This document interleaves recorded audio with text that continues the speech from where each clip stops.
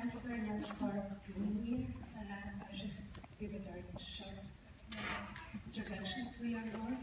It's really a pleasure to have the opportunity to speak with you and also to have this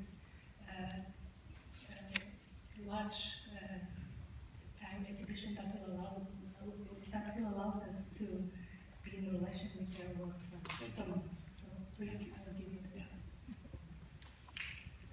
Well,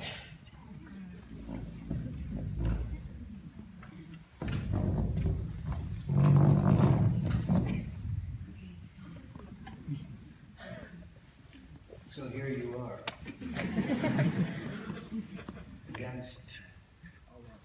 against all obstacles, here you are. How did you do it?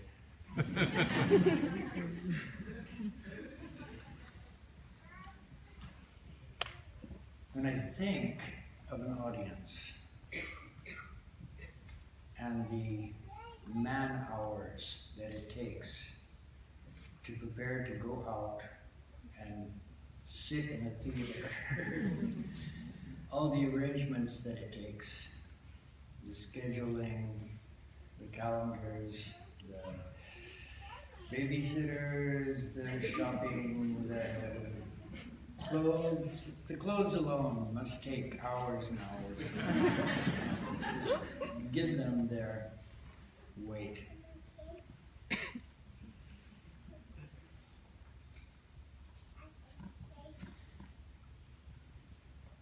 There's at least one person in the audience that I've known for probably 45 years who came. There's a woman who had an operation last week, she told me, just before, and she came today.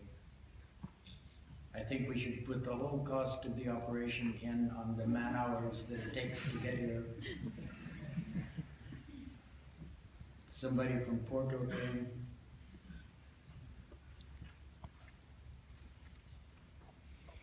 But first, I think we have some formality to get done.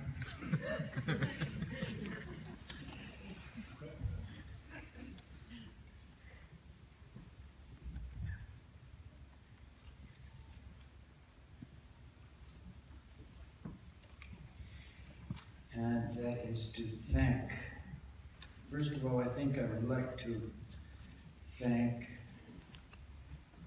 Yuri Conjur, who danced Goldberg Variations last night.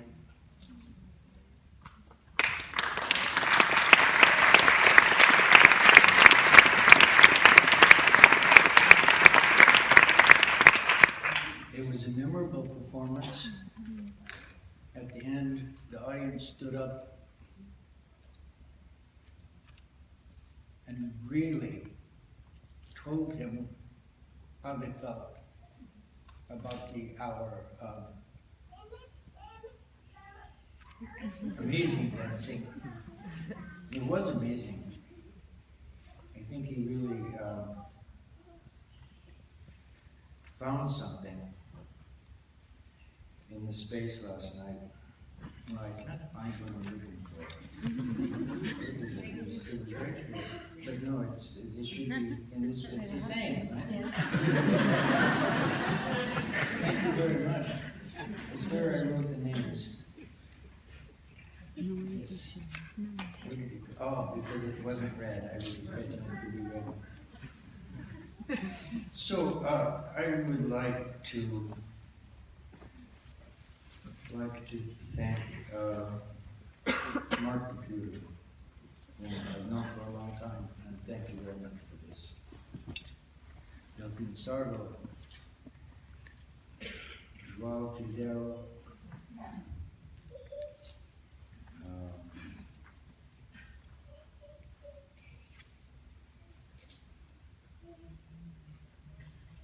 it's funny, these names.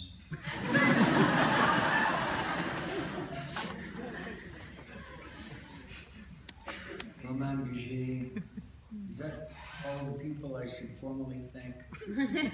Because they were the ones that I heard from in the preparation of this show. This show, I think, is more difficult to produce than it was for me to live the dancing that it portrays, because I had plenty of time to do the dancing, but they've had a short time to put together the show, so the editing is,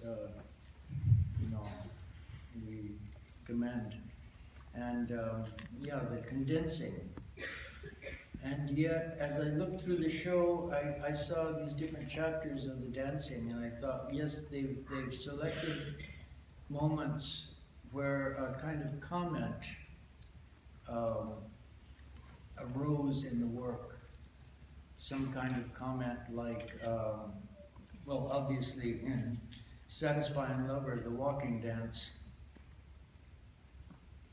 that the ordinary human body is an amazing thing. And my feelings for it, and my growing understanding as a young dancer,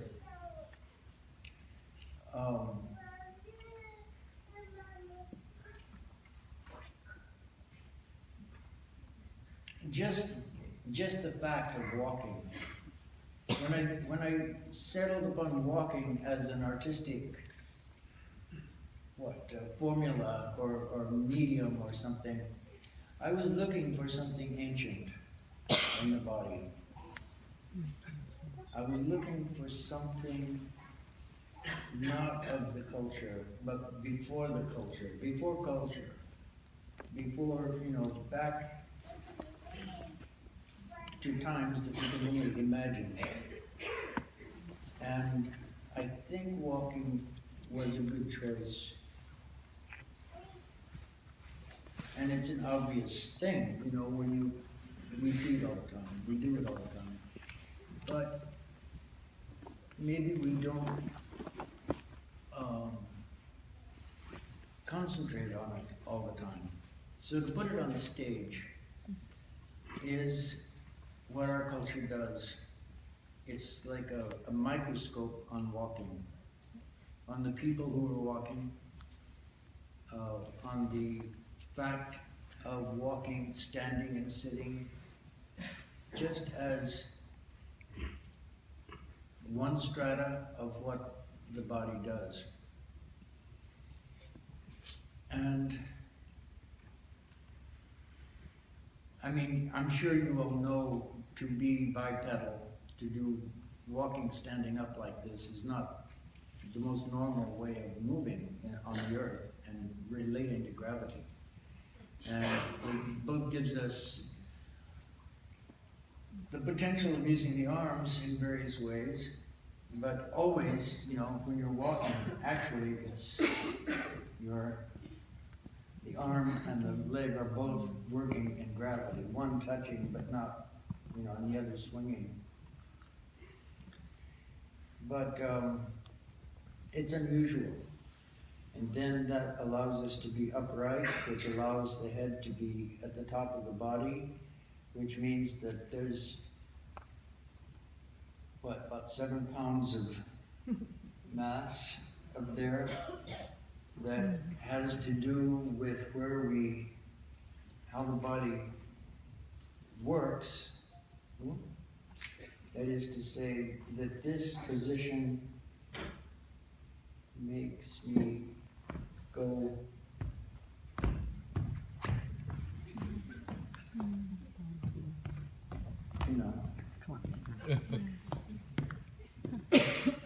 So, but we're doing it all the time, playing with that point of balance around which we're switching sides, head to torso, changing weight fall through the body, playing with all the potential, holding back with the weight of the pelvis, so that the head, all this weight, this is mostly air up here, light bones, the head, not much weight, but the head is at the top of the neck, of the neck and the torso, two different centers, torso and the pelvis, two different centers. Suddenly we're in Bali, suddenly we're in Java. That's what they dance, but it's not what we dance, and it's not, our dance seems to have, in the classical tradition, got a very different route. I wanted to speak today to young dancers, if they came. They're, just to say, first of all, the route to becoming a dancer is a long one. And this is because you have to grow the information. It isn't getting information. You don't have a 4-year course. You sort of have a 10-year course in which you have to change your body. You have to actually develop. You have to actually grow, direct your own growth, and be directed by your teachers into a different body. And the reason for this is the dance that we works with projection, or extension, or stretch, or maybe pointing, but the extremes of the geometry of the body. And I don't know why we've done that, except that for a theater like this, I can make intimate gestures here, but maybe it doesn't carry to the top row. So if I make big gestures, maybe we all have a chance to see more or less what's going on. Maybe that's the case. Maybe as theaters became bigger, the dance became grander. But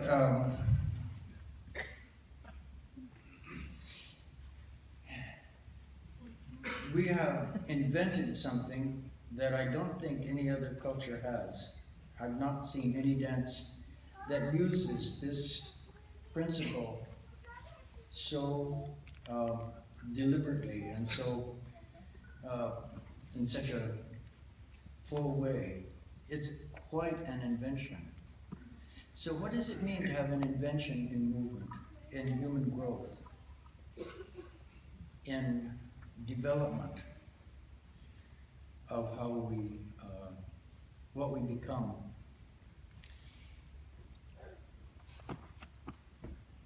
I don't know if I can answer that question. I proposed it. What does it mean? But what I think it is a maybe some statement of our aspiration, some statement of our reach, our sense of, especially you stand on a mountain and you do this, you're kind of gathering the energy and projecting all the energy out. And it's very big feeling. Maybe you'd get the same feeling if you did this.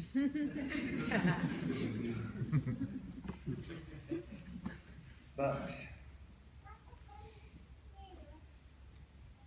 a certain kind of geometry, and I think we see in the ballet, I think we see the superhuman ability that ballet dancers develop.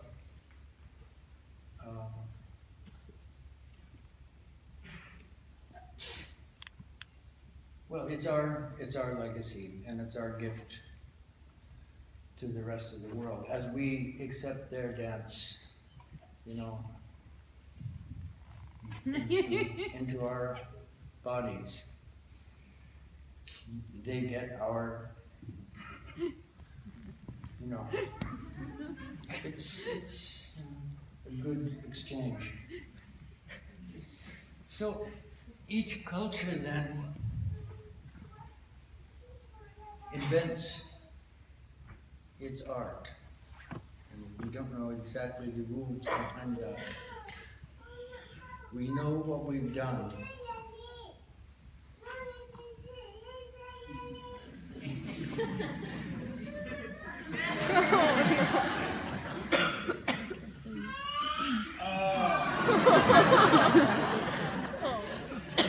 We know what we've done. I mean, you can see it. And also the modern dance coming in a way to counter the power of the ballet. At least that was the story I was told. I don't think it's really true.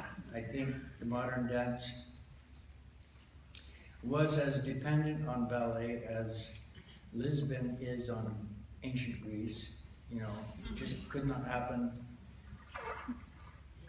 The prior thing is important, the basic, the formality of something that we've preserved. And yet, with the modern dance came a new idea that it didn't have to be a universal dance, that it could be a personal dance. There could be the dance auteur. There could be a new technique. And this is very tricky because I think ballet is right on the edge of both creating an extraordinary body and tearing bodies apart. You know, it's got really extreme in terms of, and ballet dancers generally aren't still, in general, their career is short. Like all extreme athletes, you know, that you just said of ballet, it's true of anything where there are extraordinary forces involved and the body deals with them.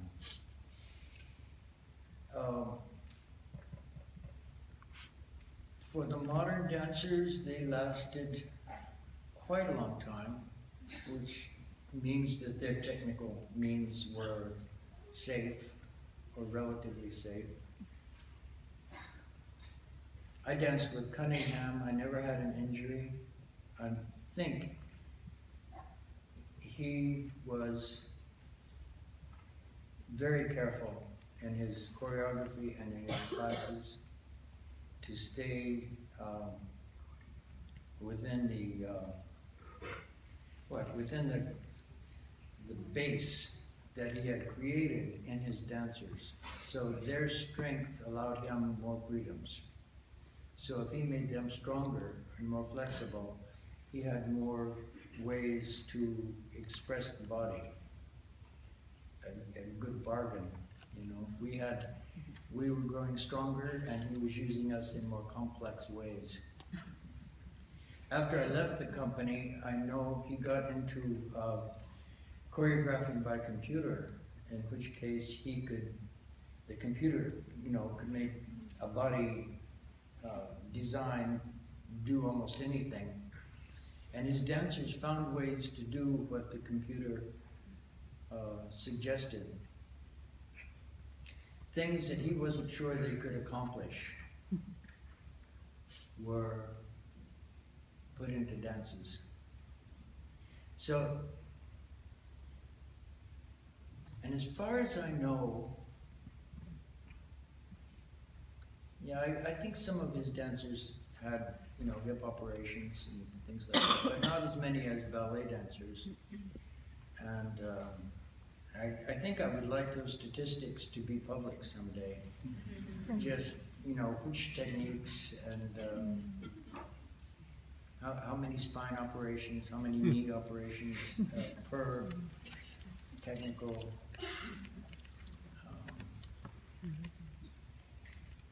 invention. At any rate, when it came to my generation, the modern dancers were already mature. Merce Cunningham, who I was dancing with, was still in his 40s, but the others were in their 50s and 60s, in the generation just before him.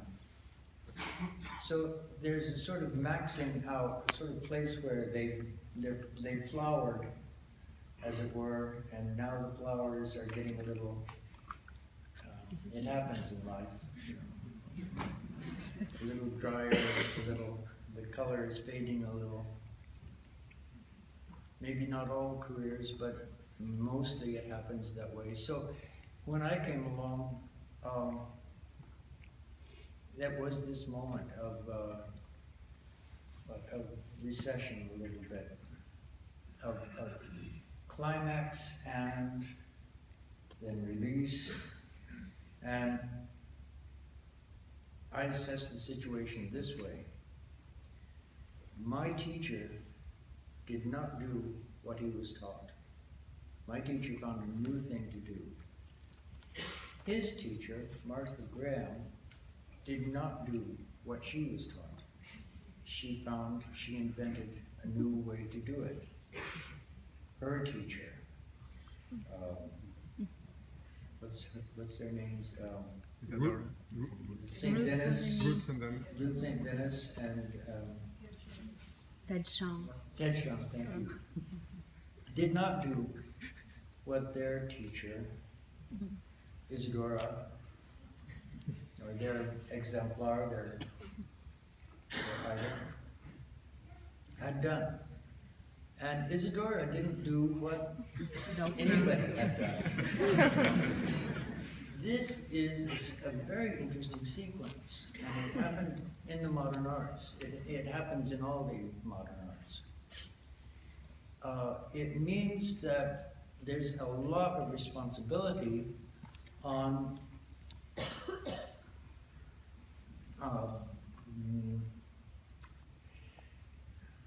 partly trained, immature, aspiring, hopeful artists to invent something new as they are developing, as they are still being developed by their teachers. In a way, their resistance has to grow so that they don't just become a copy of what they're taught.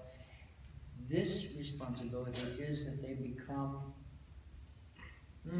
they're like the phoenix coming out of the ashes of the previous art form, but it can't be the same phoenix. It isn't just a phoenix again. It's something, a new bird has to come.